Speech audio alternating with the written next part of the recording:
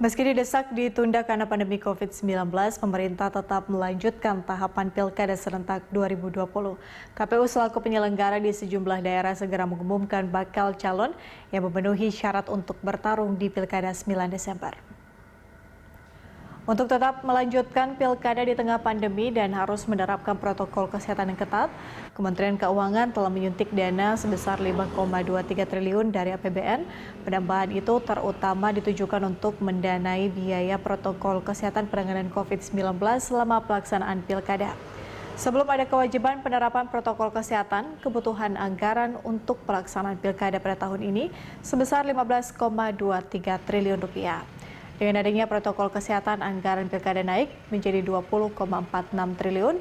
KPU sebagai penyelenggara terus melanjutkan sejumlah tahapan pelaksanaan pilkada di 270 provinsi.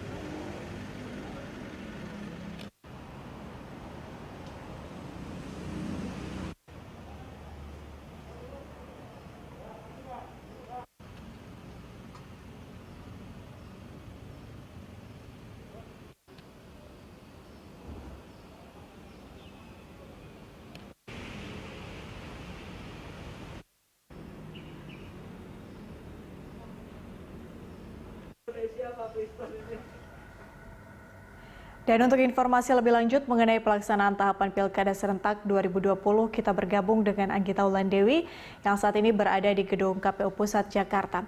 Ya Anggita, tahapan Pilkada apa yang sedang berlangsung saat ini?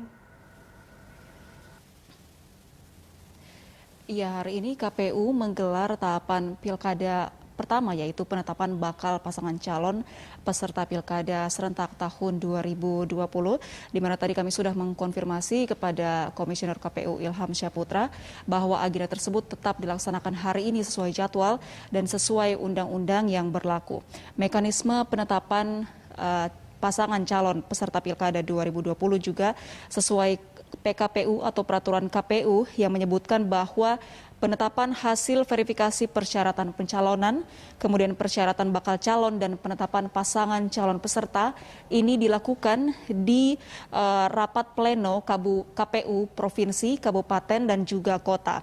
Hasil verifikasi paslon ini kemudian akan dituangkan dalam berita acara, lalu berdasarkan berita acara tersebut KPU Provinsi, Kabupaten dan Kota kemudian menetapkan paslon melalui keputusan KPU. Nantinya hasil penetapan pasangan calon akan diumumkan di papan pengumuman dan atau di website KPU daerah. Penetapan pasangan calon juga ini ditegaskan tidak akan dihadiri oleh para pasangan calon kepala daerah sehingga dipastikan dalam pelaksanaan agenda penetapan pasangan calon peserta Pilkada serentak tahun 2020 ini tidak akan mengundang kerumunan massa.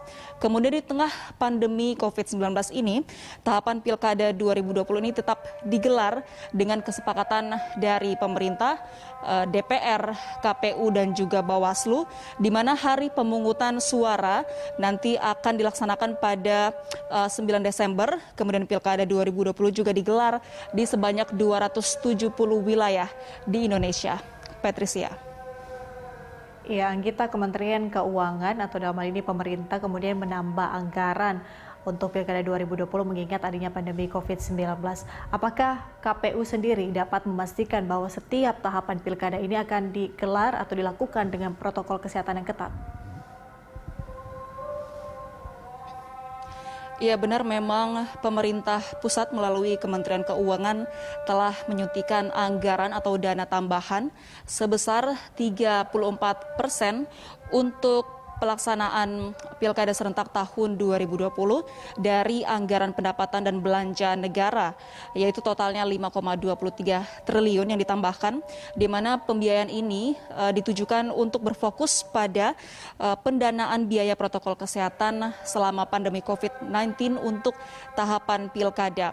Dan sebelum ada kewajiban penerapan protokol kesehatan, kebutuhan anggaran untuk pelaksanaan Pilkada tahun ini awalnya adalah sebesar 15,23 triliun, di mana seluruhnya berasal dari anggaran pendapatan dan belanja daerah atau APBD seperti yang selama ini biasanya dilakukan. Namun setelah ada anggaran tambahan untuk penerapan biaya protokol kesehatan, anggaran naik 34% dengan total mencapai 20,46 triliun rupiah.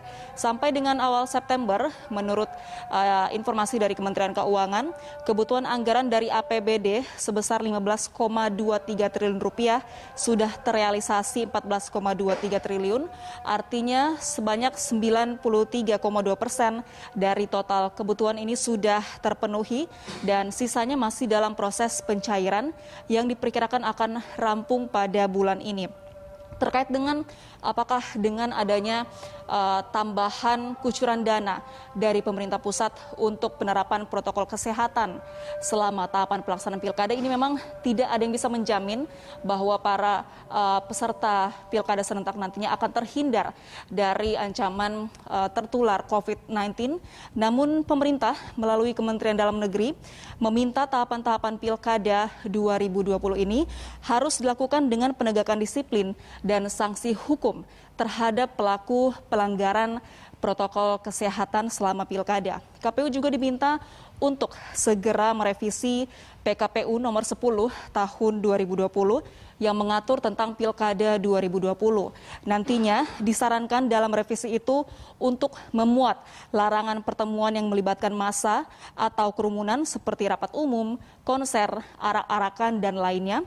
Kemudian juga mendorong agar kampanye nantinya dilakukan secara online atau daring. Demikian Patricia. Baik, Anggita, terima kasih untuk informasi langsung dari Anda. Selamat bertugas kembali. Pemirsa, demikian tadi laporan Anggita Wulandewi dan juru kamera Rio Cornelianto dari Gedung KPU Pusat, Jakarta.